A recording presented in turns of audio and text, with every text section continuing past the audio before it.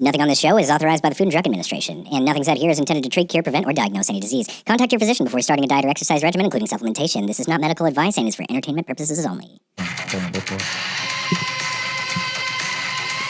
And we're back at the Supp Works podcast here in Florida. Sunny Florida. It's really freaking sunny. So sunny. We're wearing our glasses. Yeah, because it's just like beaming. It's like 1,000 degrees in this room. Ka-chow! Maybe it's just how hot this label is. Sweet. We're fired up because Calling hogs. man, like we've been trying to talk about this thing for a while now, and we haven't been able to actually fully talk about it. But this is going to go up Let's after. crack the can wide open. Let's crack it open. This is the Expo NRG podcast. Exclusive. So we have Lou here with MacroCap Labs. We were at MacroCap Labs' new facility here in Lake Mary, The Florida. birthplace, the vulva of Expo Energy. Oh, Lord. This is the birth canal of this collaborative energy drink. We got Ben here. So we all flew in. So we all traveled here to watch the birth. We've all been traveling a lot over the last month for this, dude. Yeah. I like hang out with Ben more than I do my own wife, and he lives over 1,000 miles away from me. It's kind of weird. This is it's been really cool to like see like how everyone's come together for this. Yep. So let's talk about this energy drink and the process. First half of the segment, we're going to have Lou, who is behind the scenes, basically the He's wizard. just a jack of all trades puppet fucking master. Yeah, he's the macro cap. Don't try to put him in one box. Yeah. And then after the break, we're going to bring in Austin, who is not nearly as cool. Austin's the guy who told us this could be done, even though Lou was really the person to ask. It's more of a Execution and like administrative wise. Austin says yes, and then I'm the one that has to figure out What actually the how to fuck? do it. Why? Why are you doing this to me? A couple times a week. A couple times a week, you'll hear that. And a big shout out to MacroCap, all of the people that we're going to get into it, and also Chris, the CEO and owner of MacroCap. Come on. If it wasn't for him saying, yeah, y'all can do it. Have you guys gotten him on camera yet? Oh, yeah. We've done a couple of our own podcasts with him. Awesome. Oh, great. I was just wondering whether or not he would. Yeah, you definitely got to twist his arm a little bit, but he'll do it. Awesome. This has been a big ask. So What did you think when you heard about this? Way too expensive. When I saw the formula, that was my idea. No, but honestly, it's just a extremely unique idea that is going to help a lot of brands that are potentially thinking about coming out with energy drinks understand the process of what goes into it, because it's not very simple, honestly. You can see how many different companies were involved in this, how complex of a process it actually is to get done. It also kind of opened their eyes to understanding like, hey, this isn't something just like a regular like pre-workout powder that I can go to some normal co-packer. Right? And You could just put it together. Yeah, for sure. No. Not the same with beverages. So again, extremely unique idea that I'm definitely pretty confident that when people see this at the Supply Side West Expo, it's going to turn some heads. I know for a fact, walking through our warehouse, how many different people are just like, yo, what is that? What is that? Which is pretty cool though. So definitely something unique. Definitely that's something that's going to change. I don't want to say change the game, but as far as when it comes to samples at expos, really show how many different types of companies are at the expos and what everybody does. that's what's really cool is like people say game changer and they're usually talking about like end product goods, but like we're literally just trying to shake up the expo and promotional game too. Yeah. And I'm sick of always having to go to some fucking Walgreens or place just to buy a goddamn energy drink.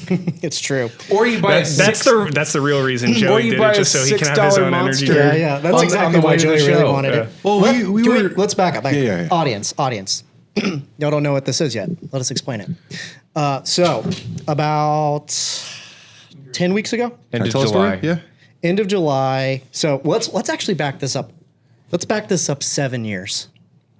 Okay. Let's go back 7 years ago. Before Joey and I had our own things going on, we were both trying to figure out to make our way into this industry. And Joey had a little company called Limited Labs. And Limited Labs How would you explain limited labs? We're specialists. We're all cognitive.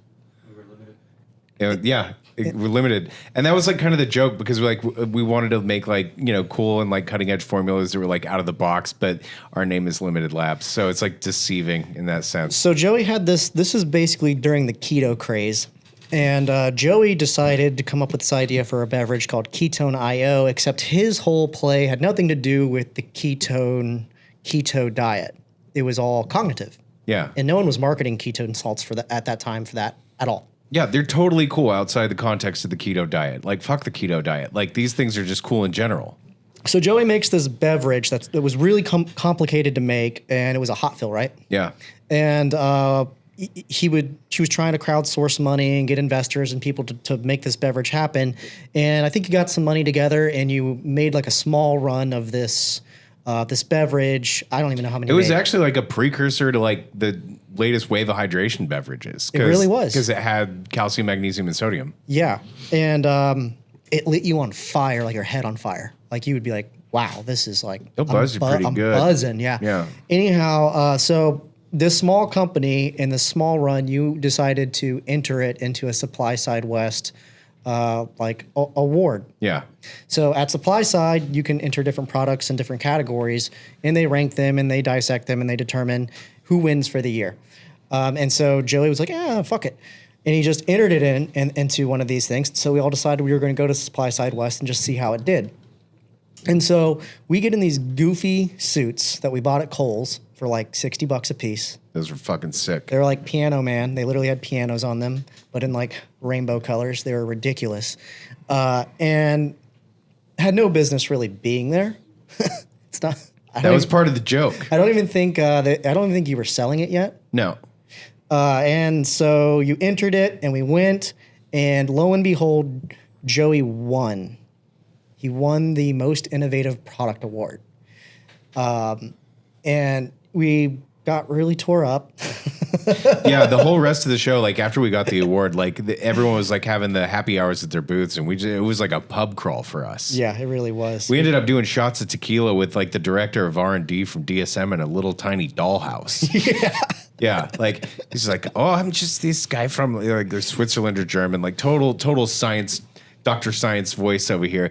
Oh, do you want to come in and have some shots of tequila? And like, okay. Because we'd just been getting beers from like a couple other different people's booths, and we go in there and like, who the fuck are you, buddy? We just won an award. That's who we are. And he's like, oh, I'm the head of R&D for DSM.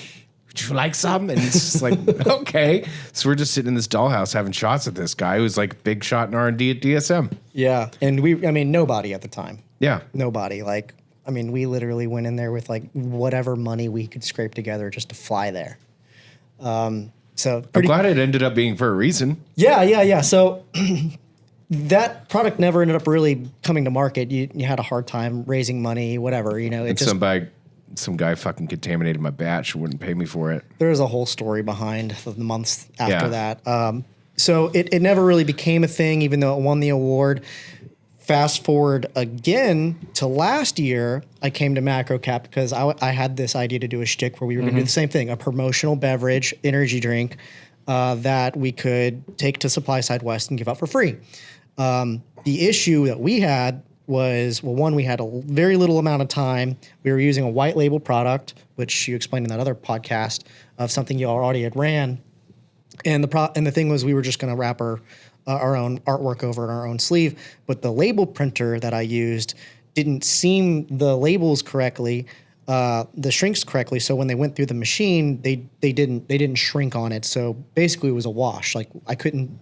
The whole point was to have the branded thing, and it didn't end up making it to Supply Side. I do gotta say, these shrunk up real good. Beautifully. So this year, this is what I'm getting to. I know. Trying to make a long story short. This is 7 years, people. Jesus. We're in Princeton, New Jersey. We went to Nutra Bio. You guys saw that whole podcast, and we decided, hey, Ben lives like an hour away from here. Let's go hang out with Ben. We're friends with Ben. So we call him 100 times, and he doesn't answer. And so Ben, I guess he was trying to ghost us or whatever, Ben. I was doing jujitsu when you called. You had some shit to do, and then your car fucked you. And then we're like, gotcha now. You just came to me, yeah. So we just went. We just hopped in a rental and we just went and said, we're hanging out with Ben. I don't care what Ben thinks. And then Ben was like, I'm going to show you around Princeton, which blew Joey's mind. That's a whole story in itself. Yeah. And we took dumps in the library, which is like bucket list. Universe. This is a professional podcast, I promise. And we were at a pub and Alchemist and Barrister in Princeton University. And Ben kind of brought this idea up again. And I was like, we already tried that. And Ben's like, well, I think we can actually really make it happen. Well, we had a real low idea. Like we were gonna do like 500 bottles of something, like real whatever, just for fun. And then I realized the three of us could probably put some real firepower behind it. That's when it, yeah, well. I was like, not necessarily the three of us. Well, I remember the whole time I was like, well, this is where everything's going to go wrong because I already tried this. Yeah. And y'all were all like, oh, well. And I was like, you're going to have to ask Austin and MacroCap for them to do all this stuff again. And I already burned that. They're not going to say yes again because they're like, fuck TK. We tried to do this already. And then you were like, well, why don't you ask John McDowell at McDowell Label to do the label, which we know they can make the best sleeves in the world. So it was like, that's an interesting idea. It's a battle you can win. Although it's a steep ask because you're talking about the best sleeve maker in the world. The man. Contributing something essentially for free. It's just going to be a waste of his time. So that was what? That was Saturday? Saturday, yeah. I called Austin Monday. And this was late July. Yeah. And I emailed John that Monday. And I was like, John, just going out there, would you be down with doing this? I'm just going to be transparent. We're asking all the vendors to put up the either ingredient, the service that they provide for free, at cost, for free. And lo and behold, like pretty Nobody much told us no. everyone wanted in on it. And MacroCap said yes immediately. And John McDowell said yes. And then you two dumbasses who have all these relationships with all these ingredient suppliers started, feeding the streets with this information. And it turned out a lot more people were interested than we thought. And that's when it started getting really complicated. And that's when we got this monster. You'd already had bare bones of this formula. You've been kind of trickling it. We tasted it on the Conlon podcast. Yep. It was about half of this, right? Yeah. And we were like, hey, it's a good idea. But you already had the formula for the most part. But then we all came together, and then you started introducing new ingredients into the fold. Well, it was actually really funny. Joey had, I didn't know you guys were doing that drink. I hadn't watched that episode. And I came to him, I was like, what do you think about paraxanthine, cognizin, and ketones? And he was like, You already had it. we're ready. Yeah. And it was about that moment when Austin goes, hey, instead of a couple thousand, what if we did like 14,000? Because you don't do Yeah, small. so it's actually, if someone comes to us and like, oh, can you run 500 or 1,000 cans, it's actually extremely difficult for us to do, as opposed to, because we still have to formulate it in the same tank that we might run. I mean, in this case, our small tank, 20,000 cans in. So it's actually just a lot easier for us. It's like, hey, let's just make an actual size batch of this, and it'll be able to give out cans to everyone, and everyone's going to see this. Yeah. All right, folks, this episode is brought to you by the Future Nutra Foundation, a 501c3 nonprofit organization for the nutraceutical industry. Imagine a world where every dietary supplement you take is safe, effective, and scientifically validated. At the Future Nutra Foundation is not just a dream, it's our mission. We're dedicated to transforming the nutraceutical industry through rigorous scientific research, comprehensive education, and unwavering advocacy for public health and safety. But we can't do it alone. Your support can make a real difference. With your donation, we can drive innovation, ensure regulatory compliance, and provide the public with the reliable information that they need to make informed health choices. Join us in our quest to create a healthier tomorrow. Visit futurenutra.org and make your donation today. Together, we can build a future where trust in dietary supplements is a given, not a question. The Future Nutra Foundation, science, safety, and a healthier tomorrow. Thank you for your support. And then it just becomes a matter of who can put up that much ingredients and flavor and sleeves for all that. And everyone was just like, well, how much do you need? And then it became from 500 to, 20,000. And then we were like, well, how many can we give out? And it's like, well, I think 80,000 people go to supply side. Mm-hmm. I'm I'm pretty sure most of them drink energy drinks. And it's multiple days in a row, so they can come back a couple times. Yeah, so it's like shit. I wouldn't be surprised if by like the end of the first day or beginning of the second day, we're all sitting there looking at it like, yo, we should have done more They're cans of gone. this. I gone. would Wouldn't love be surprised. That It would would be be cool though. That would be a win. I've got this fear that like no one's gonna care. I mean, look at it, Joey. It's wild. I mean, it looks like party in your mouth, and that was kind of the part And of the we've shtick. strategically placed it in enough areas. So for the purpose of this video, we'll talk about each person involved with this that is exhibiting has an entire palette to give away during the show. Yeah. Then plus, How many cans come on a pallet? There's 152 cases, so that times 12. I'm gonna do that calculation. we've done this calculation like 8 Million times times. in the Yeah. last 30 days, and we can never remember it still. I feel like that should just be ingrained in your head. Oh, there's a lot of numbers. That's not one of them. I tried to probably black that one out. I could tell you exactly how many cans come on a truckload, though. Where's How many Austin? cans on Oh, a truck? 16 ounce, it's 155,600. If it's 12 ounce, it's 202,400. Does 25 that 12 pounds. ounce matter if it's the short or the tall? No. Okay. Shocking. roughly the same. I thought the 12 would be closer to this the 16 ounce number on the tallies. No, just Skinnies. because of the how. Narrow. Yeah. Well, while we're on numbers, 1,824 cans per booth.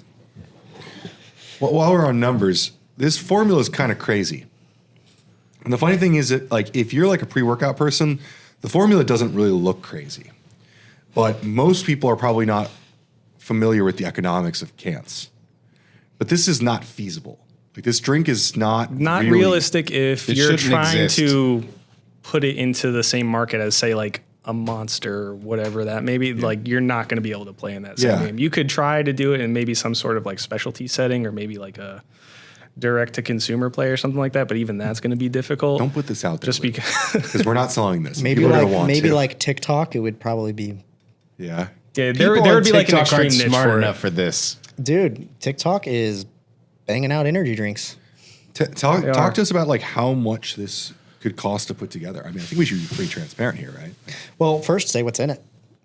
So we worked every single partner vendor that we worked on here provided the raw give my the laptop for ingredient approximate. for free. It's special also to note here that the flavor system that we used is courtesy of Sensapure. So although a lot of the flavoring The work occurred here. the work occurred here, they provided the flavor itself, and they still have to build the flavor into the formula here. So there's work with flavoring done here and at Sensapure. And Joey already kind of had a little bit of an idea of pH and stuff like that. So flavoring was kind of everyone. I think a lot of people contributed to that, but the actual raw material itself was provided by Sensapure. The label art, obviously, Nutra Media did. The marketing and the whole project management was done by Price Plow, along with like the label compliance and proofing, where Joey kind of had the sort of the concept of the formula, and then there's MacroCap, who did the work and the logistics, the shipping and all that stuff, the heavyweight moving, the production side.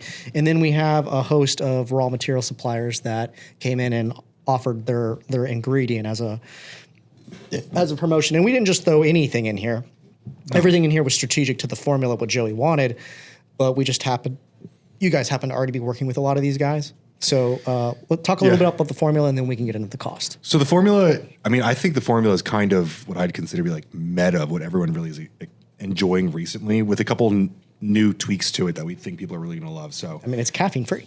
it is caffeine free. Yeah. So we'll start there. 200 milligrams of Infinity paraxanthine, which is, if you probably know, if you're watching this, you're probably into it, but it's a metabolite of caffeine. It's probably the most enjoyable part of caffeine to save us a lot of time without the bad parts. We also got 5 grams of ketones in here. Free acid, so there's no mineral worry about here. No one's gonna be running to the bathroom. Although if you're drinking a couple of these, you may still have to pee. And it's at 5 grams, which is a pretty hefty dose. We've been talking a lot about like buzzing. In my opinion, like that's really what we're feeling here. Cognizant, who we just did a whole podcast with, 250 milligrams. So that's like similar like to your bum energy. We went with 250 so people can drink multiples of these. Our original form of this for the record, was like about twice all these doses. Right. We actually halved it. Yeah. So people could drink more than one. Yeah. Yeah, Mike was very passionate about the fact that he wants to drink 3 of these a day. And I think he's probably right. And it would be cool to get people to, You could even half this once more, I believe. yeah. Yeah. That's something you do more if you're trying to actually Commercially. come out with that as a product. Yeah. Yeah, you have to drink 4 of them over the course of a day, but you'll still end up paying the same amount. in the What long else? run. What But then else at is the end, in we've it? got Zembrin from PLT, which is Kana extract, very calming, but also kind of a focus ingredient. Very serotonin. Yeah. And then lastly, ergothioneine, mitoprime, courtesy of Sean Wells's recommendation. At this dosage, there's a bit of an experiential experience. Experiential, and then it is. Yeah. It's kind of cool because that original, like that core of it, the ketones, the cognizant, the infinity, like that was a lot on its own. Well, it's an energy drink that leaves you buzzing, a good buzz.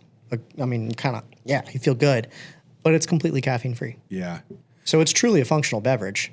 Yeah. Originally, like the whole like prompt was like what, like the combat, like what you have to deal with at supply side. Like what do you deal with at supply side? It's like you're tired, you're kind of stressed, you're sore. Like this to me is going to keep everyone moving. You're doing a lot of talking. You have to keep the energy high. You have to keep the buzz going.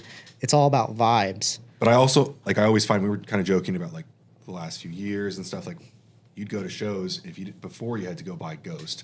You'd go and you'd get a bang like every 2 hours. I don't know about you guys. I would go to like Something. Arnold, Olympia, Whatever they have. They'd be You're trying to giving find away. every flavor house that's giving out samples of something. Yeah. And nobody really had cans at this show. Yeah. Well, there might be a reason. How much would you price Yeah. these sleeves at, TK, if you were on Antiques Roadshow? So there's a few things to consider here. That this was being this particular print job is done on flexographic print. So usually you're talking at volume, which you're talking cans, you're talking volume anyways. So there are 13 different plates and 2 different screens on this. Actually, maybe 3 different screens. So put it this way, your setup fees are usually around $150 to $200 per plate and around $1,000 per screen. Your screens are, that's like your cool stuff. Your doming, which this actually has a shrink sleeve with doming, so it's textured. And it has what's called spot sandpaper, which is also a textured feel that gives kind of a little bit of a roughing canvas sort of feel to it. And there's also an additional screen on here, what's called a flexogram, which is where they transfer a holographic material into very selective spots onto the label. So instead of having a holographic label, it's holographic in very selective different spots. When you pass that through to the aluminum nature of the can, it takes on the same sort of vertical. I like how John McDowell's a Texas boy, but he always says aluminium. Yeah, he does Where it you with that from, draw. the UK? That aluminium. He's a sophisticated He gentleman. could say aluminum, but he doesn't. So there's a lot of tech in the sleeve, but there's also Get to the price. well, it's hard. It's hard to price, like you were saying. It's so heavily dependent on the volume that Yeah. you're doing, but something Yeah. that's that fancy, considering how slow they probably have to run those presses in order to get all that on there. If you're trying to do a small run like what we did, Let's just say, yeah. they're going to charge you, I'm guessing, close to like 50 cents a sleeve. I was going or to say something. 55 cents, but that's not including the plate fees. Yeah. So I would add about $3,000 in setup I got 2,800. Go at ahead. 55 cents a piece. That's just a roundabout number is what I would say. And then I'm we sure divide John that would by come in here and he would. 20,000. John's time. John's He wants to time, check. his opportunity cost. There's another thing to when thinking sleeves, the seaming is very, very important. As I mentioned earlier, we tried this a year prior and it didn't work That because moves of us the to seaming. 69 cents. Hey, yo. Yeah. And also this particular printer, McDowell label, only ships sleeves in temperature controlled refrigerated trucks because the adhesives on sleeves, they activate at a certain temperature, actually 75 degrees, what I learned today. So any temperature higher than that affects the sleevability. So you have to account in the shipping. It costs a little bit more than your standard your standard, UPS. It's not the same. And then also just something to keep everyone like on the same page to like understand what this compares to when you're talking what like a mainstream energy drink would cost as well. Like your normal sleeve on say like anything you'll find in like a typical convenience store or something like that. If it is a sleeved can, is probably like 5 cents. Yeah, so you're talking 10 times the cost, just the sleeves. But again, this is relatively low volume. You might say, well, 20,000 is quite a lot. In the sleeve game, that's like that. It's an ask. Yeah. It's asking a favor for somebody to run that little, especially on something that costs 13 plates. You're usually wanting to run like 100,000 to really like $250,000 of these to make them economically feasible. So And even- minimum retail cost on a case like this of 12, $60. For at this volume, I would Yeah. imagine that. Yeah. yeah, so That's $5 a can. so this is Wow. it's a flex. It's a flex, y'all. This is not a. It's surprisingly affordable. I was gonna say that's actually not as expensive as what I expected. But I feel like John McDowell taught me that trick. If it's really expensive, just say it's surprisingly affordable. $5 a can for this, I'd pay $5 a can for this. Yeah, if you're selling at an expo or something, you could probably sell it for more than that. You can Yeah. at an expo. That's it's what like, they it's sell like- a it's monster like for nine. at- It's like at a the $9 expo. at an Yeah, expo. yeah. Yeah, I Or- would charge more than that for this because it really is something. So it's a flex. So for audience members listening to this, the whole point of this is so we can show off as a unit our ability to collaborate, one, and two, our ability to execute at a high level. So you're looking at something short amount of time. In a very short amount of time. We're talking how many? 8 weeks? Yeah, I mean, when I called Austin, the first line of the call is, I know this is a lot to ask. And I wasn't even talking about the volumes or anything else because I knew that they were down for that part. It was just The timeline. doing it because it has to get to an advanced warehouse before supply side. It's Right. not like I can just show up. We're still End of 3 weeks October. out, so we're hoping you guys can ship it. We'll be all right on that part. Get it there. Yeah, I mean, I don't think people even realize, like, to do expos, you have to ship your stuff ahead of time to a different warehouse that they then source it from to bring it in. Yeah, the logistics of that's also like a whole other conversation. Which, That was I felt like your biggest dissenting part. Like whenever we were talking about how to do this, you were just like, you guys. the logistics was something I was very like I was a dickhead about. Yeah. I eventually kind of can't. I mean, I don't know if I want to say this out loud, but we're doing like 8 different booths. So like, if one of them doesn't work out, we still got like 7 other booths with a whole pallet. You know. Yeah, breaking up one shipment into 8 other booths is complicated at Expo, and anyone who's been in event coordinating will understand why. Yeah. So I wanted to ask you, Lou. Shit, it just blanked my head. So when did you get introduced to this project, and like, what did you think about it at first? I think it was right after you had the first call with Austin because he came to me and Chris. And again, it's one of those things like you sit there and you got to think about it for a second, but then you just understand what's going on at expos and how, like, you know what happens in Las Vegas. Everyone's going out the night before and coming in and you're like, I need caffeine. I need something. Everyone's looking for those things. So having the opportunity to display that in front of everyone, especially something that looks like this that everyone's going to see, Yeah. like, why wouldn't I take a shot at doing that? Yeah. And I think one of the really cool things is how excited the ingredients in this product are. Those brands. When you saw the ingredients, did you think, oh, it's going to be difficult to do? No, there was more of a just like, well, this is a really unique idea. And I also kind of dig it because it's not anything close to traditional energy drink. So it's just, luckily, nothing that Joey put in there was what I would to work with. say hard to overcome from a flavoring aspect or anything. So that all worked very well, and especially considering like the acidity of like the BHBs and everything played right into the flavor profile that we were going to, because that's something people have to consider. Shout out to Katie because no one will. She'll never show up to take the credit for it. Yeah. Yeah. And And- Tyrus. Yep. Katie For and sure. Tyrus. How did we land on lemonade? I don't know that one. So we were talking about a couple different flavors, but we considered that the show is an international heavy show. It needed to be like a universal flavor. This was all Joey. Yeah. Yeah. But it's not just lemonade, which is what I really love about it. It has a flair to it. So our V1 rendition, I know, going to the design side, my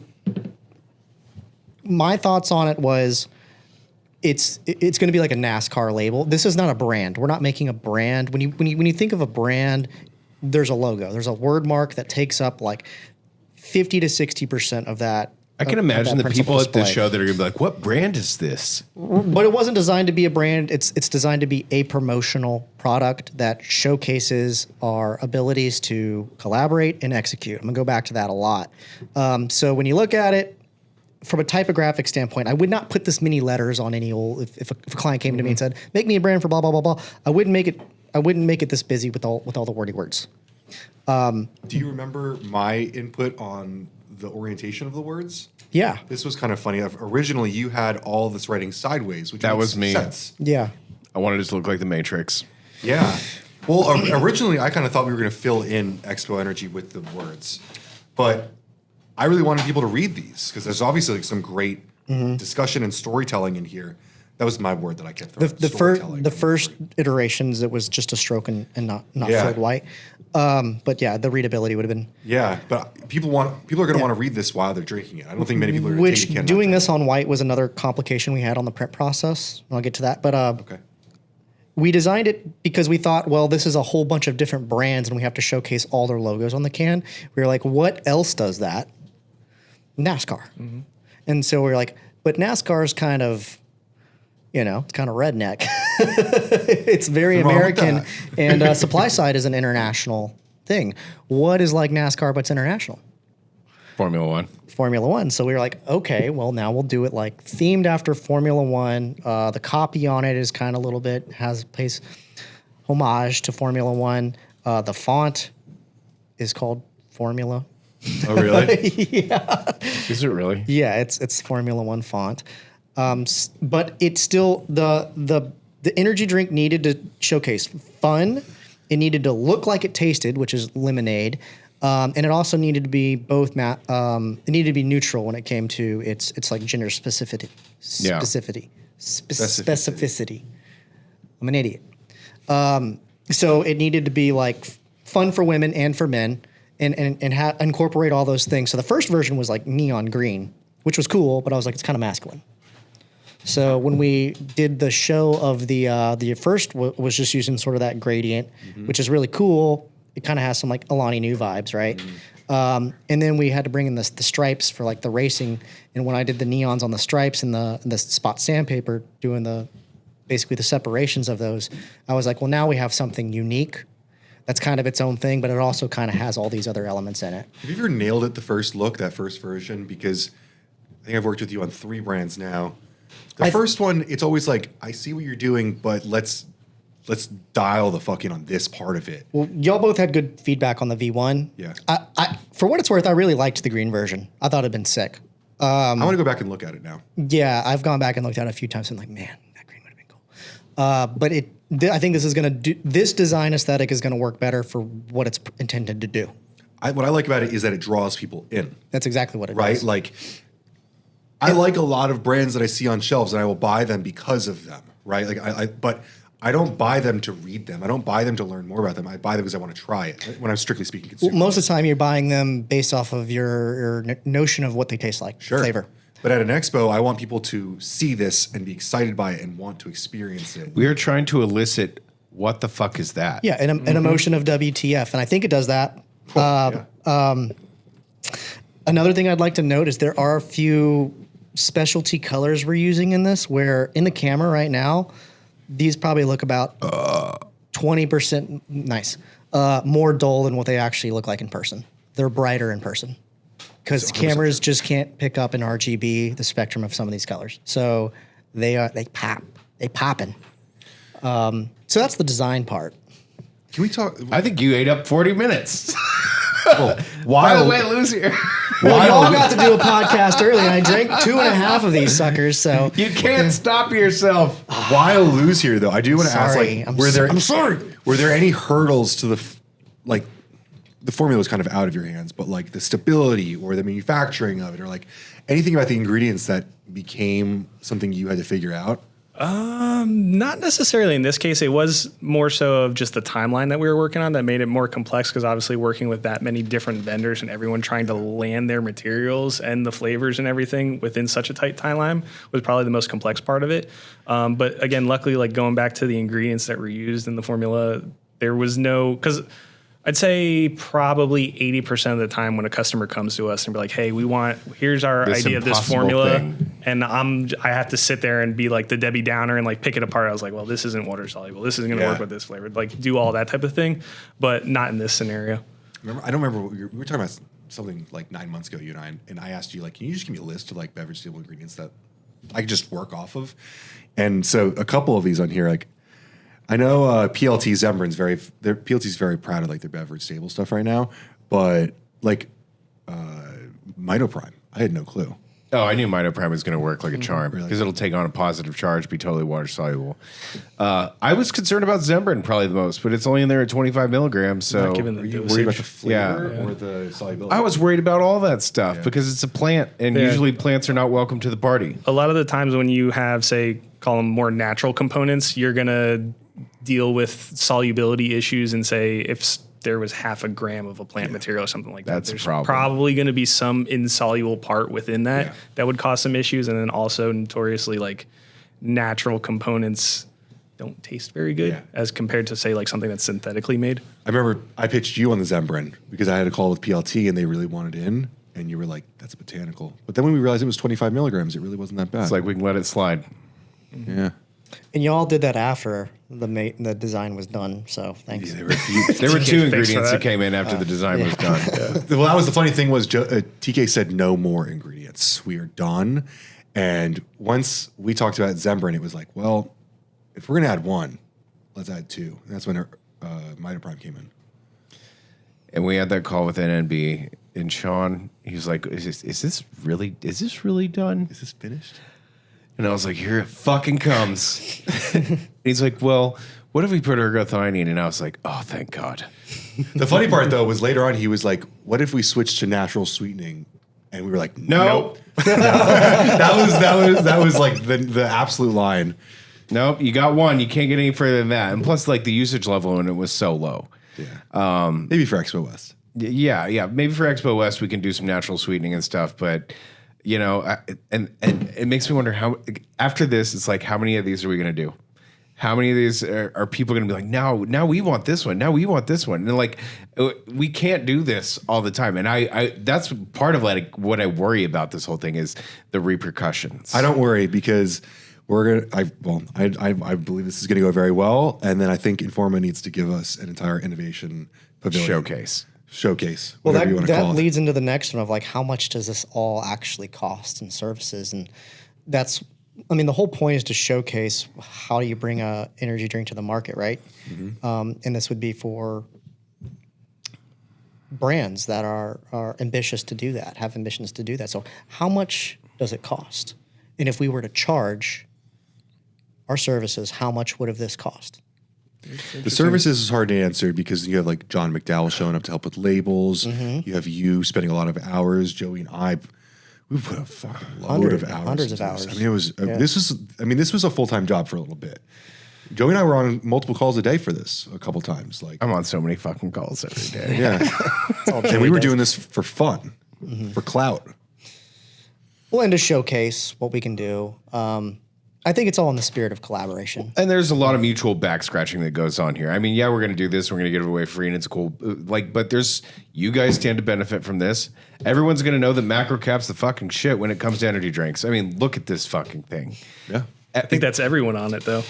Yeah, but I mean, we use the best here. who knows, Right? like, who all is going to start coming to you after that? Because, like, that's what I'm like kind of worried about is the fallout. Like, what's going to happen after this? Because your phones are going to blow up. Everyone's phones on this can are going to blow up, and it's just going to be like, "Are you ready? Did you really want this?" But you guys that's the just goal, though. You guys just expanded your capabilities. Yeah, I mean, luckily we got a lot of open capacity coming on next month. With your open capacity coming on, like, how many cans are you going to be able to like on a good day? Because we were trying to go through these numbers earlier. Theoretical 100% capacity cans between both lines and both locations. So just cans, we'd probably be doing 1.2 million a day. And that's Combined one between- massive lot Well- for all of well, it. the That's caveat- not including downtime, cleaning lines. They're and all doing that. different That's size like- at each facility. So one's Yeah, going to be so like slims. we could run the same at both plants if we wanted to. So that's off of the 2 canning lines that we currently have now. So how many in one a day? We could probably do about 1.2 million in a day. But that's if you're working with one brand and not splitting that up into smaller No lots. changeovers. We'd have to limit that as much as possible for sure. So if you had one brand come to you and be like, I want 1.2 million, every fucking day for a month. They're gonna go buy another facility. Be an interesting conversation. Your machines would overheat. Where's Austin? He's like, yes, sir. Austin's licking his lips. Take that phone call. Is that one shift though, or is That's over the course of the entire day. So that'd be 3 shifts, 24 hours. okay? So in a 24-hour period, that's 1.2 million. Where do you store all those? They just got another warehouse. Yeah, so we're actually having to get another warehouse now. So we have our original facility, which is in Longwood, which you guys saw earlier, and then this facility, which has about 80,000 square feet of warehousing space, but it's pretty full. Just out of the product we produced out of Longwood. We haven't started the canning lines here yet. So we're already looking at adding on an additional warehouse that's the same size as this one. Didn't y'all look at a place down the road? Yep. I told Austin when I was here in June, and you guys were still in the process of the move-in, and I went into the back and I was like, y'all are already fucked. Oh, we knew that. Y'all are already fucked. Probably within 2 months of us actually moving product over here, we were just like, oh boy. But good problems to have. Sure. So on the flip side of that, somebody's coming to you with my first energy drink. What's the MOQ that they would have to do coming to you guys? So we take our MOQs differently than, say, traditional dietary supplements or anything, right? Sure. When you get into working with cans, everyone works off of an annual allocation with can vendors. So that's how we base our MOQs, is off of an annual allocation of cases per year that a customer can do. So they sign up for we're talking about a yearly amount? Yeah, so over the course of 12 months, you will commit to doing this volume with us. Because we then have to, essentially the reason we do that is we have to back math everything into purchasing all of that type of stuff. All the R&D and everything. Yeah, so we, at the same point, have to make sure that it's worth it for us to do that, knowing how intensive of a process it is to get a drink done. Like, you guys all saw everything that went into that. So we can't just take a brand new company that's like, hey, I have this cool idea, I want to do 2,000 cases, and it's just not realistic. So what we did was a no-no.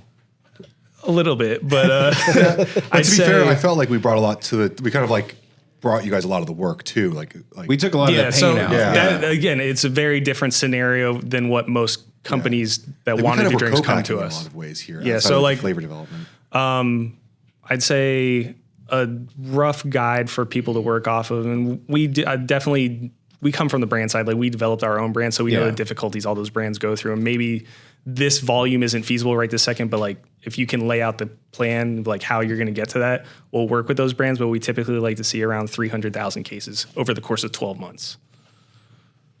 Okay. So what's if they were coming to you and I want your smallest tank? How many cases does that come out to? They don't say it like that, do they? If they come from Longview, Texas, they do. So the smallest tank that we would do is about 1,800 16 ounces in 12 packs. Mm-hmm. That would be the smallest tank that we would do. But if a customer just came to us just wanting, that was the only thing, we'd have to have the honest conversation though. That's with part them, of the fallout that I'm worried about. You're going to have some people be like, I just want the MOQ and I want it to taste like candy. And that's what they're going to, of course, that's what they're going to say. I mean, we get that a lot already. Yeah. So we're very well versed in having that conversation with people. But it's, again, still, there are brands that are out there that maybe just haven't put their toe in the water yet as far as energy drinks go, that it is feasible for them. And if they can see, you're like, oh, well, if I work with all these companies to get this done, it's a feasible project for us, then it was worth it. Yeah. And from what I've learned from you guys today, you guys are really big partners in giving these services to these companies. You kind of help them through the process. Oh yeah, for sure. I mean, so the cool thing about working with us, I think, is that we literally figured out the whole process for ourselves. I figured out how to formulate and flavor, and found all the equipment and put it all together and manufacture the product. And you get to use our resources in terms of we've failed, fucked everything up along the way. Mm-hmm. And that's how you learn something, right? So brands inevitably that work with us don't have to go through the same mistakes that we made to get to where we are today. And just making the process a very complicated process very easy for the end consumer, in our case, the brands that we would work with. Ben, what's the process been like for you? Working with the different egos and the different everything, because you've kind of been the cat wrangler, I think. Yeah, it's been difficult because we all had a image of what we wanted to put together, right? And then you ask people to donate, I mean, a variety of different large sums of money for clout or marketing or collaboration. And so then there's a sort of expectation from a lot of those people of what they're going to get on ROI and like what kind of, accountability they'll get there. To be honest with you, I feel like we've had so much fun during this process that I've been able to look past all of that. And there's been some egos, but everyone involved in this process I consider to be like among the best of what they do. And so I think appropriately so, there's been a lot of people excited to be part of the process. It hasn't been that much of a problem. I mean, getting everything here. That was a one challenge. straggler. Yeah. That was a challenge. There was a concern at the last minute about getting something here, but for the most part, honestly, like I want to sit here and say we did put tons of hours into this job, but it wasn't particularly difficult. The main part was like air traffic control. It's like, okay, we've got to get these things into the hangar and landed all before the door shuts. Yeah. And we also had to coordinate doing this, which was kind of hard because We used every bit of that time. Yeah. I would say like the hardest part of it is that I ran point on like putting a lot of the pieces together, but I'm not the expert on those things. Like I came to you multiple times like, how much more work would it be to change this? And you had to explain to me how labels are made and how these plates are made and like why it's an issue to do what it is or why it isn't an issue. Like we had a label error that we had to fix the last moment and it actually wasn't an issue for the label. Yeah.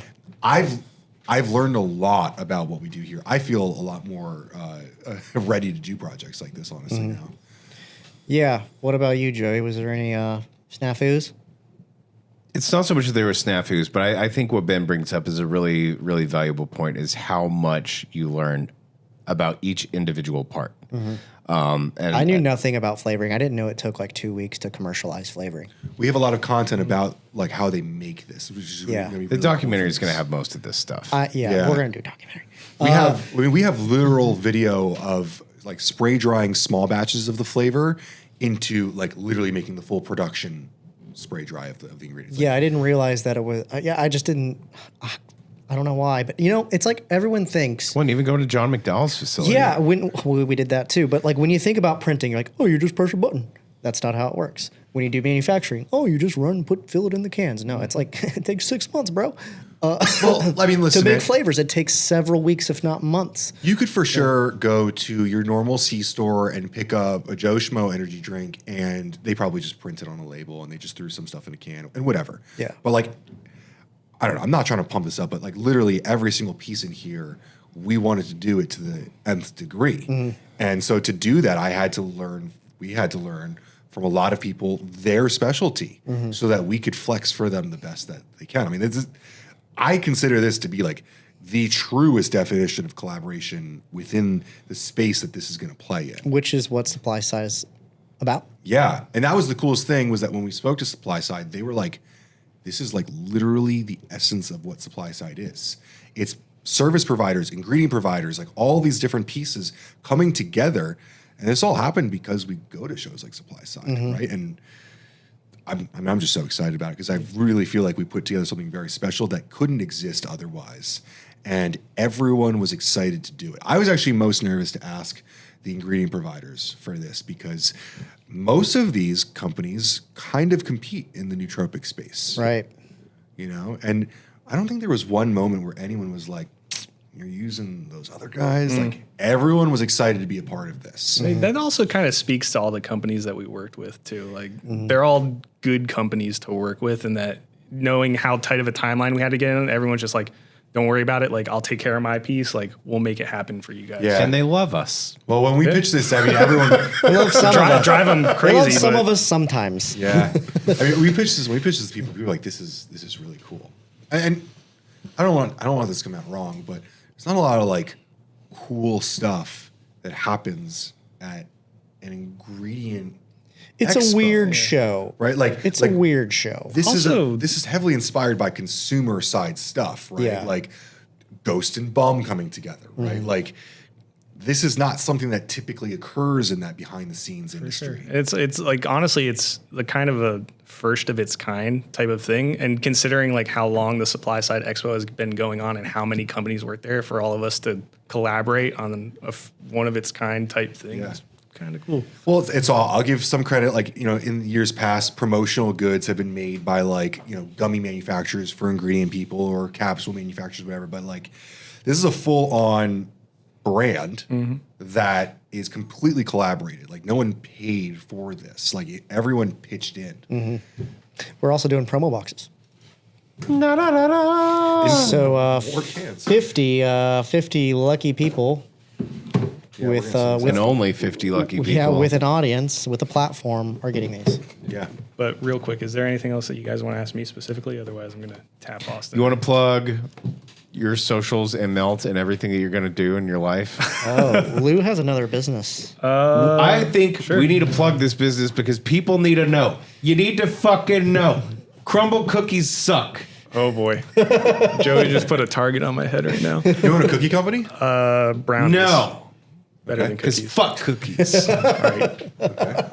Okay, I'm gonna get taken out by a crumble assassin. I'm like, Is this like a at a scale thing, or is it like a Dude, it is a that's full-on, that's scalable, franchisable the goal. business. That's the goal. If you go and check out Melt Brownie, okay? beautiful branding. And how many are there now? We just opened our second location last month. We're looking for the third spot, and then eventually it is a full franchise. do you guys play. ship? No, we don't. Just because they're all like topped and everything like Crumble are. You might want to consider. There's future ideas that we're contemplating. But the idea is to franchise it out where there's multiple ones across the nation. Of course. Yeah. Yeah, and it's built that way. You just need to check out. Of course, it's good. Like, check out their menu. Yeah. Like, Go there after you guys. I was leave. gonna say, is there one around here? We got to go here before we It's go to the his. cigars. it's his. Why are you showing it to the guy that like Freaking brought it out. up? It is Like, legit. He's fangirling. Yeah, this could be a whole nother thing on its own, and I guess that's the plan. Yes. Yeah, it's incredible. So But aside from, Are you going there or are you going to the gym? Oh, I got to go to the gym, dude. All right. Those things are so dangerous, so dangerous. That's why you have to go to the gym. Yes. Because of your 100%. dangerous brownies. It leaves enough in my diet where I know that I can have some of that every week, and like I'm still okay. You need to make a T-shirt that says, I go to the gym because of Melt brownies. but the idea is that there's something I have to work around that. the for sure. idea is that like the menu constantly changes with seasonality, right? Yes. So obviously, like we're able to change the flavors every week, playing into the seasons, holidays, and things like that. But then the other side of the company, what that we really want to focus on is more of the like catering aspect of this, because we know as vendors like how many of our suppliers come in and it's like, hey, I'll cater lunch. People inevitably Office lunches. when they come to us, here's donuts or whatever it may be. And it's like Fucking nothing why but not cakes. If all those brownies? things can exist, you can exist. Well, that's awesome, dude. Yeah, thank you. Yeah, Check and then out- of course Macrocap Labs. And, Of course. you can plug all the socials and NutraKey, stuff. Raise Energy. Do you guys still do Raise Energy? We do. We probably sell. Well, we definitely sell more internationally than we do domestically, though. I mean, the majority of our company is what we take pride in is co-packing for other brands. Catch up on your Raise Energy. It's been a long time. Yeah. They've always had good flavors. All right. Well, you guys give Lou a follow on LinkedIn. He's the man. Yeah. Ask him to have MOQ orders of your energy drinks that suck and don't exist. Bring those ones to Austin. don't come in my DMs with that one, please. Lou's basically the operational side of. I'm the. He's going to tell you a lot of bad news. Can't do I it. inevitably have to be a Debbie Downer a lot, but also figure out really cool and unique ways to make things happen for people. Awesome. Well, thank you for your time. Of course. Let's take a little break and we'll bring Austin into the hot seat. What's up, everyone? TK back here. I'm going to talk to you guys about the Suppworks podcast. For everyone that's been listening in since we started this thing in January, I just want you to know that we are so damn delighted to have you guys as listeners. The audience has grown, the engagement has grown, the viewerships have grown. It's been pretty wild to see. But with all this growth, it comes with quite a cost. And that's why the Suppworks podcast is looking for sponsors. Now, we have started off with some sponsors in the beginning, and they were great partners. But to be honest with you guys, I never really charged them because I didn't feel like our audience was large enough to basically pay for whatever cost I was having to expend in doing the podcast. And just so you guys know, these podcasts, they cost a lot of money. We got to fly someone in. We got to put them up in a hotel. We feed them. We usually take them out to some sort of event. It adds up. It costs quite a bit. And we subsidize these costs with sponsorships. So if you own a business, whether it's in manufacturing, you're a raw ingredient supplier, you own a brand, maybe you have some sort of supplement or CPG type service that applies to the supplement industry or the CPG industry as a whole, and you think that our audience, which is usually movers and shakers within the CPG industry, you're talking CEOs, owners of businesses, top sales executives, and then the whole gambit in between super users all the way up into founders of companies basically listen to our podcast. If you think that audience is for you and it would work for your business for us to advertise on this platform, hit us up. Just send us a DM. Send us an email, tk@nutramedia.co, or send Joey a DM, and we can talk about our sponsorship packages. And basically, you get this. You get a 1-minute table read where we talk about your brand, and obviously, this has got to be something that we approve of and we support. But if there is a good partnership there, reach out. Maybe we'd be interested in having you as a sponsor. So if you want to sponsor the Suppworks podcast, just go and hit us up, and you can have your table read right in the middle of the podcast while we do our breaks, just like now. All right, folks, and we're back for the second half of the Macro Cap Expo Energy Suppworks podcast. We've all been drinking these, and they still taste fucking delicious. So if you're at Supply Side, get one. And if you're not, you probably have FOMO. That's okay. We might have an answer for that later on. We're bringing on Austin here. Are we still drinking these now? Or is everyone committing to drinking paraxanthine at 7 o'clock at night? I am. I'm finishing my drink. Yeah. Why not? We only got a I still have 7 a.m. flight tomorrow morning. Yeah. So we may just, power through. Yeah, pull an all-nighter. No. Wouldn't be the first time they've done that. I know, but I just can't. Joey, you've had a rough week. I'm going to have to go through the gauntlet tomorrow. What do you mean? I have like 7 or 8 meetings. Oh. And you're traveling? We land at 8:30, and I will be taking calls in the car on the way to my house. Oh. And then it's boom, boom, boom, boom, boom. But you're driving. And then Supply Side's here. Yeah. 3 weeks. Yeah. Well, 4 weeks. Is it 4? The good news is the manufacturing has happened. Yeah. The hard part's done. Well, I don't want to say the hard part. I think logistics is probably Last the year most they got difficult. manufactured too. Mm-hmm. So Now it is TK still gets to tell us he told us so. Possibly. So I hope not. I hope not. No, we'll make sure this gets there. I believe in it. I mean, honestly, it's up to the companies now at this point. Yeah, we talked about this on the last one. And you were talking about like the issues with splitting up an order when it gets there. But I like how we're doing it, where we're splitting it between the brands. Yeah, I think it's logistically. I think that's the Someone's easiest way going to do fuck it. up, and they're going to be like, "Well, we want half of so and so's palette." I don't think so. I don't think so. I don't think that's going to be the problem. I've said this many times, and I'll say it again for the audience.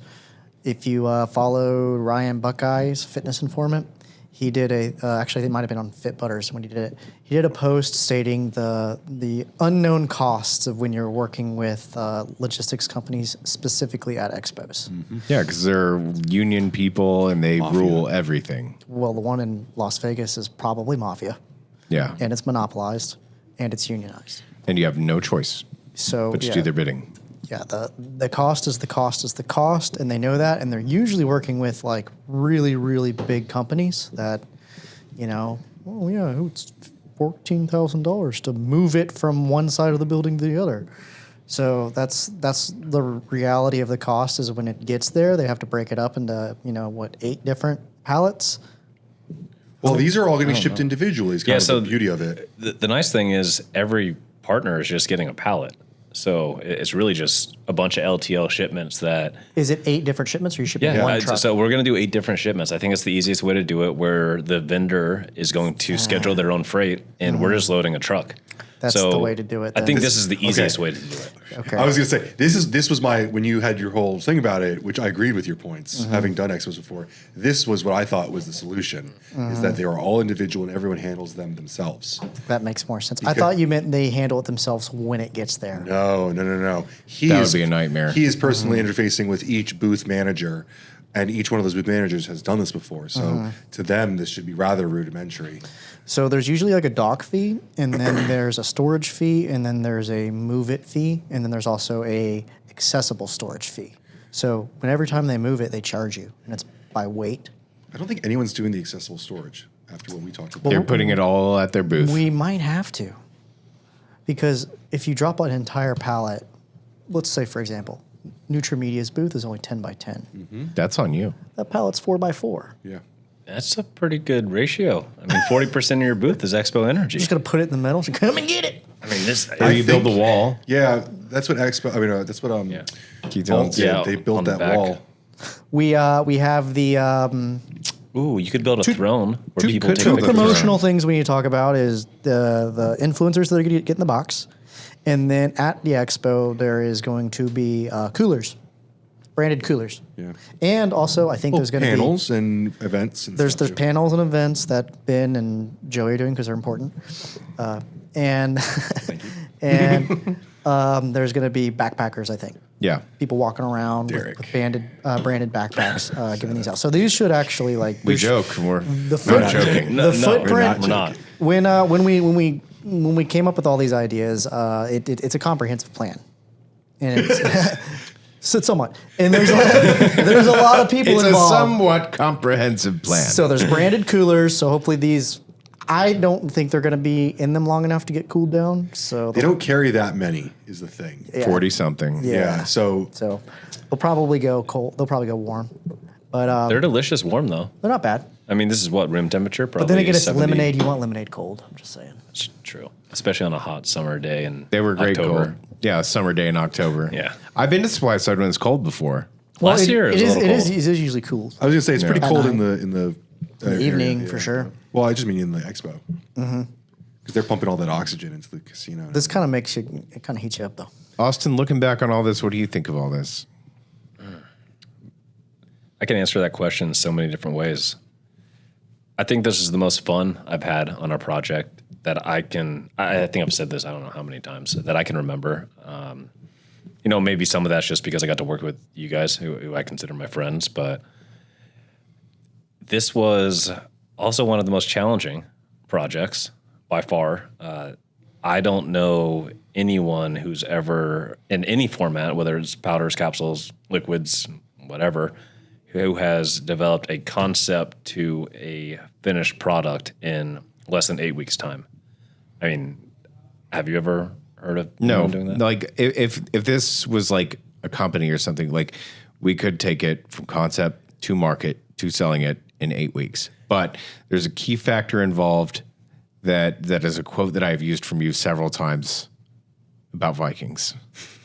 We're all rowing in the same direction. Yes. Plus, I think it helps that, again, this isn't a knock to brands. I love the brands that we get to work with each and every day. But being that, you've been on the manufacturing side, TK, you are also on the vendor side. Ben works with company. Like, we're all like more so vendors behind the scenes. We know our lead times. Yeah, we able, all know what we're doing. Yeah, we were able to get things done at a much more accelerated pace than pretty much any brand could ever do, I would imagine. But that was part of the fun. I mean, when you guys came to me with this idea, I was like, guys, I love the idea, but there's no way in hell that we're doing this. We all kind of loosely knew the lead times of everything that needed to happen. We knew that it was possible. It's just, could you slot it? Is I the one remember in thing That was- Princeton, I said, Ben, if we're doing this, we start now. we did. And we Remember? did. I said we start. Yeah. We start last week. We start Yeah. now. Dude, I But remember. really, we went back that Monday and we started. So We did, yeah. It was one of those things where, like, it was funny. Like, Austin and I had talked a couple months before, and you were like, "Yeah, we could do it," and I was like, "Yeah, we said we were going to do it." So, like, I was kind of blindly optimistic, but It's usually how things work, though. Like, someone has a crazy idea, and me being the sales arm of my company, I just always overcommit. And I'm like, yeah, like it sounds great. Of course we can do it. And then I don't know, Lou probably went over this earlier in the podcast. You know, I have to go to Lou and our operations team, and I'm like, hey guys, like, this is what I just committed to. How about this wrench? And I think that's also why this project was so much fun. As we really just jumped into the deep end of the pool. We didn't know how to swim, and we just found our way along the way. I mean, every person that we pitched it to, I said this with Lou, but like every person we pitched it to was like, this is the coolest thing ever. It really, and I hate saying that. Like I've repeated it over and over again that this is one of the most fun and cool projects I've ever worked on, but I don't really know another way to describe it. Because when else have you seen, what is there, 3, 7, 10 different companies come together? This actually isn't even all of them. We had We had more like- come on after this. Or I think we're at 12 though, right? Yeah. 12 exactly. Like, when else have you ever seen a collaboration between 12 different companies, 12 different personalities, 12 different, personas that you're having to work around, and everything gets done exactly as it should? It makes you aware of the entirety of the supply chain. The only people that we don't have like represented in this box or anything is like who makes the aluminum cans. That's the only thing that's missing. We did think about that. Shout out, Ball. Each of these people are companies, like they have their own identities. And if you're making a product, like you have to find all these people on your own and you have to get them into alignment. And I think that's what takes people so long, is because there's a lot of cats to herd here. There's a lot of people to get into alignment. And if you're just someone coming off the street and you're going to make this product, like, it's going to be very hard for you, especially if you're just one like entrepreneur, to get all these people in alignment. Can I ask you a question that I probably should have asked Lou, but I think you might know the answer to? Where's the water come from? So the water is actually pumped in from the city and then ran through a reverse osmosis filtration system. Okay. So that was another, I'm sure we'll get into it later in the podcast, but while scaling the business, as we grew, we demanded more water, and the city literally cannot pump enough water into our facility. So we had to, excavate, get larger pipes. I don't know if you guys saw when you showed up, we literally have excess water tanks now outside of our facility that we have to get filled, each day. We have a water truck come just to be able to handle the amount of volume of beverages that we're running each day now. How much water do you guys run? Well, if we did, all right, 1.2 million cans, I'm going to do this math here. So if Lou is right, in a 24-hour period, 1.200. He's always right, by the way. That many cans times 16 ounces divided by 4. Well, it's at least 16 million ounces. It's I don't know what that is in 4.8 million gallons. Gallons? Yes. Wow. That's kind of cool. That's like 2 seconds on Niagara Falls. That ain't shit. It's kind of wild to think, though, like, think about like your home water usage, and then you think about 4.8 million gallons of water per day. It's a cost. Pretty sure that would fill this entire building. I would assume so. Yeah. It's a cost that a lot of people don't really think about when they're, going to price out an What energy is drink. your water bill like? That's above my pay grade. Yeah. I just sell stuff. I don't pay for stuff. But I would imagine it's probably pretty high at 4.8 million. Well, right now we're not doing 4.8 million gallons. Our second line is about 30 days out from being operational. But I would assume 4.8 million gallons of water per day is probably not cheap. That's got to be something to really consider, is like if you did have a client come to you and they're like, I want your full capacity, 24 hours for 3 months. Like it's asking the question, like, what would it take to break you? And what's crazy is we just got broken before we had this facility. Again, we've been very lucky, but also very strategic with who we partner with as brands. And I feel like we've only chosen winners to this point, and I hope that streak continues. But, a part of the challenge along the way is, as these brands continue to grow, and you have X amount of capacity allotted, and they exceed X amount of capacity by so much, but then every other brand you're also manufacturing is also exceeding their capacity, there's a breaking point. And Yeah, you can't do a good job forever. No, and we went through a very crucial, hyper growth stage where we have some great partner facilities out there across the country that we had to, outsource some projects to just to be able to meet customer deadlines. And, that was a huge learning curve for us because I say yes to just about everything if it makes sense for the business. Yeah. Now, on the flip side, I learned the hard way that saying yes to everything can also be a very negative thing for It your can start to customer. overcommit you. Correct. So that was probably been one of my biggest learning lessons over the last, 12 to 18 months as we've grown as a business is to be, again, I would have never said no to any of these projects that we did. It's just these companies grew at such a rapid rate, but I probably would have been able to identify that issue much sooner if I would have just kind of took a step back instead of saying, yes, Mr. Customer, thank you for that super large PO. And I was like, hey, we're starting to get to the point where we may need to set you up with someone else.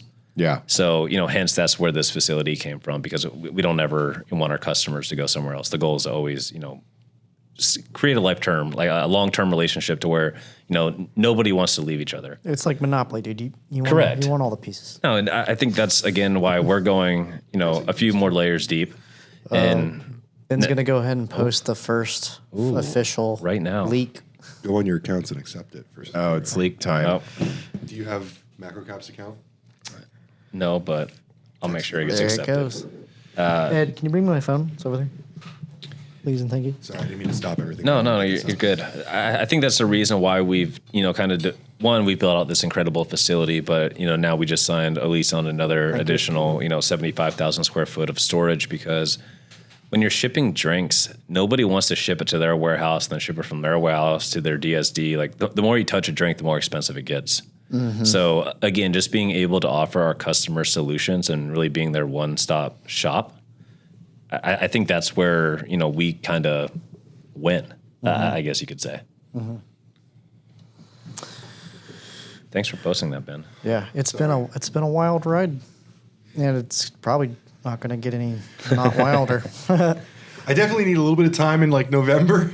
Yeah, I think our vacation. families deserve that. The fucked up thing is like we did our trip in August, and I'm like, we should do another trip together. Yeah. Like, we just be spending more time together. Well, you I don't know guys if our families all want to do it. well, yeah, it's like you said. I consider you guys my friends. This is my socializing at this point in my life, and I can't relate to other people because they don't maybe match my same level of intensity, or maybe just the niche nature of what we do. But like I don't speak in terms of like gossiping of who did what and blah, blah, blah, blah, blah. I don't give a shit about that. Like, I want to know, like, what are your ideas? That's why I love hanging out with Joey so much, because Joey will go to the fucking end of the universe with an idea. Literally. Like, I mean, literally. Like, we found it. It's the end of the universe. Yeah. And then, like, we have to come up with a plan to go do it. And I mean, the first time I met you two guys, I understood the relationship. yeah.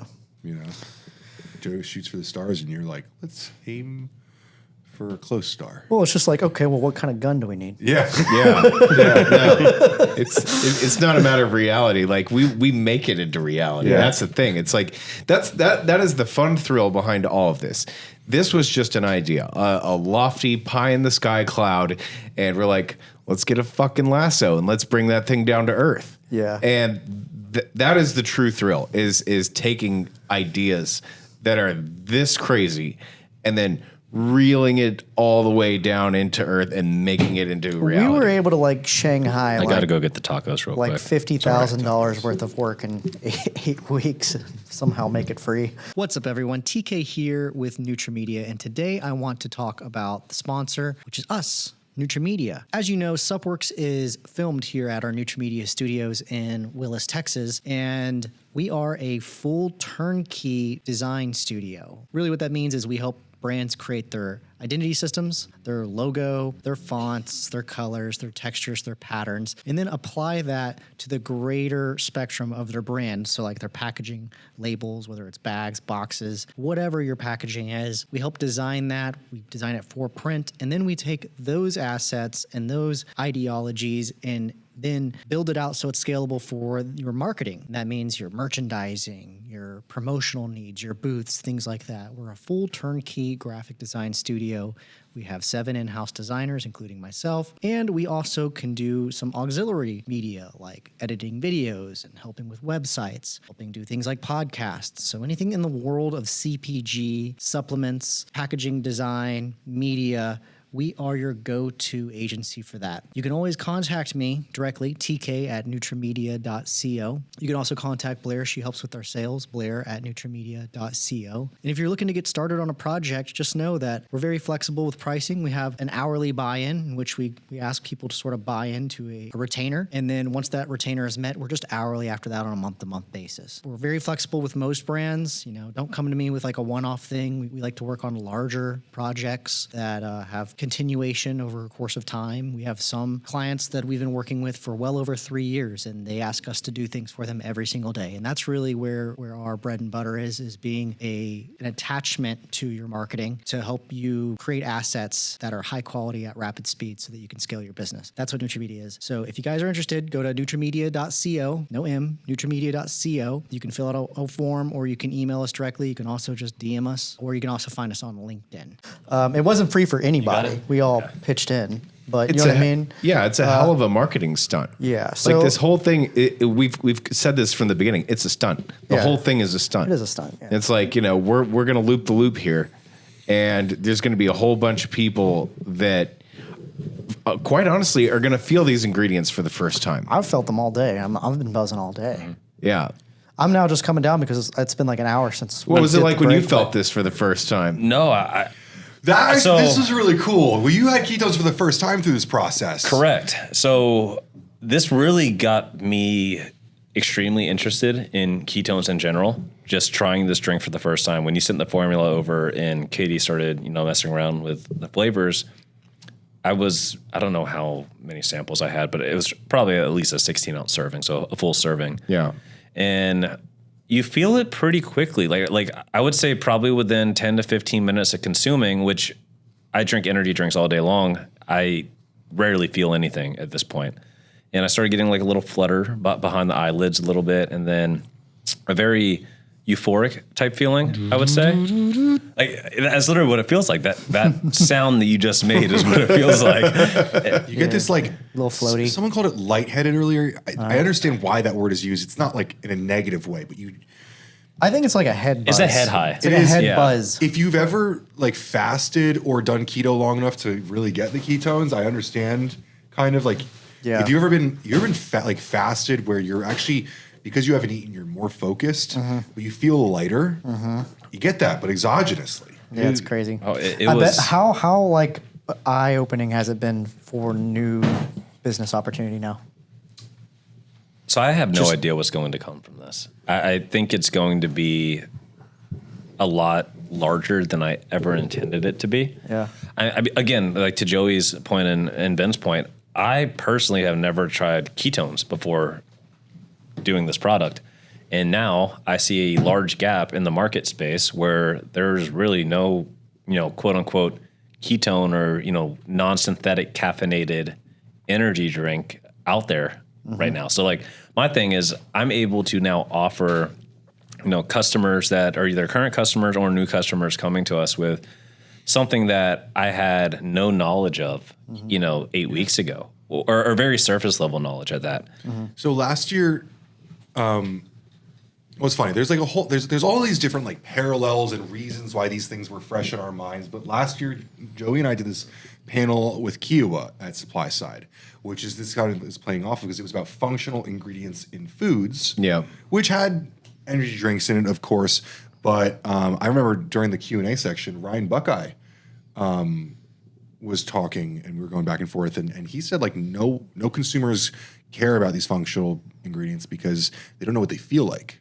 And one of the things I'm really excited about this drink is I don't necessarily disagree with him, but I do think that now we're going to be able to show people like these ingredients have real tangible feelings that occur when you consume them. I think about all the supply sides that you've gone to, or any expo for that matter. When you're trying to drive trial, it's a capsule or it's a powder in a sachet, and nobody is going to take it right then and there. Yeah. Like I'm sorry, it just doesn't happen. Now, if you hand a can to someone right then and there, 99% of the time they're going to crack it right in front of you, and we're going to force them to crack it. Yeah, well, that's the thing. Like, we need to be like, what do you think of the flavor? Just get that far. If you can get it in their mouth far enough to where you're like, tell me what you think of the flavor, then the rest of that slippery slope is going to take care of itself. We probably should recommend to all of the booths that when they give them out, they should crack them. 100%. If you go to a concert, they take the caps. You know.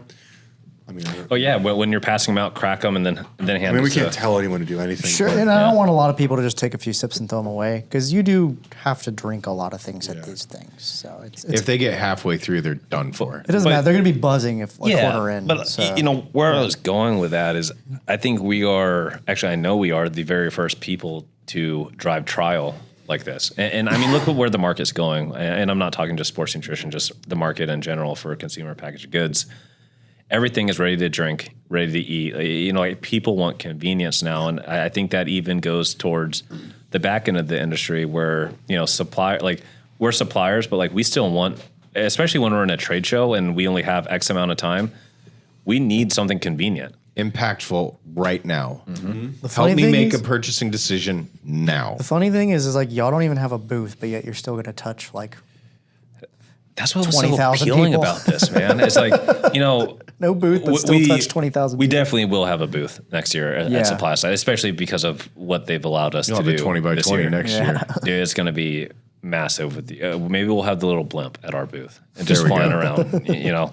I'm still pretty intent on trying to get a blimp. That's like, when this idea was proposed to me by Ben, that Monday after you guys' weekend shenanigans in Princeton, I think I missed this call and he texted me like immediately. He's like, dude, call me right now. But anyways, where I was going with that is literally isn't a better marketing tool than what we just did. I mean, and hands. but it's going to our exact target market. Like, you cannot target this any better for us. Like, I don't care what trade, like, there's no better trade show than Supply Side West for what we do.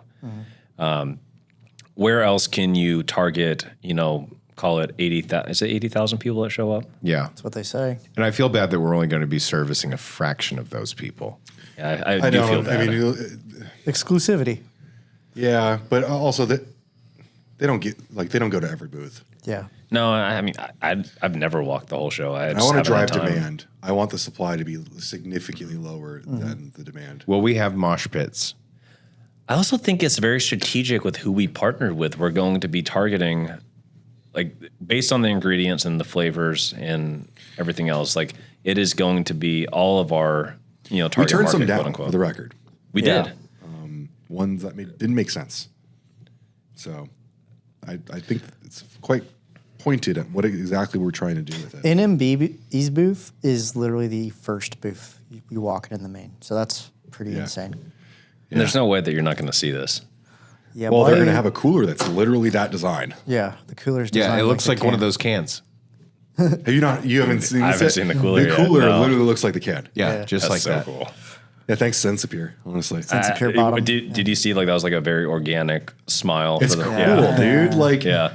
I don't know. I think that I feel so privileged with what I do, and I think you guys probably feel the same. Like, I wake up, and this is very simplifying my life, but I wake up and I do exactly what I want to do. And this is like exactly what I want to be doing this quarter. Like, I think this is going to propel all of us in our names and what we do. This so perfectly encapsulates what all of our skill sets are, which is what's so cool about it. I agree. Well, and it's incredibly hard to stand out at that expo because it is so in your face. And, you go into a place like the Arnold in Columbus, and that's very in your face. Like, it's very shit hanging from the ceilings, like, top to bottom. That place is just, in a stimulatory sense, it's loud. And the consumers there especially don't care. I think supply side people are searching for something cool and different. They're looking for the next big thing. And that place is even more top to bottom, overstimulation, advertisements everywhere. There's shit on the floor, shit on the trash cans. There's stuff hanging from the ceilings.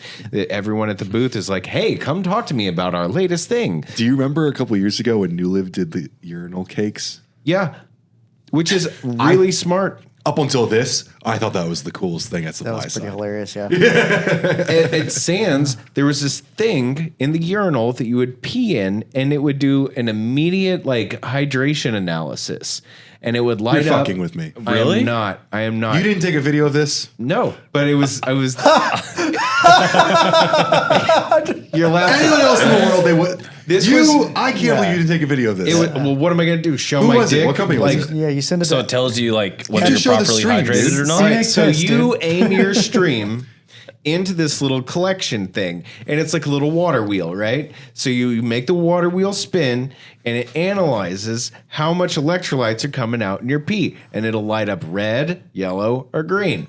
Joey's taking videos of me No peeing, way. but he won't take a video of his own stream. That actually sounds like a really great way for the men's restrooms. One, to stay clean. Yeah. Most importantly, but two, like, why is that not a real life product? Why isn't it in I want every one in my urinal? toilet. Yeah, It sounds I would love amazing. one.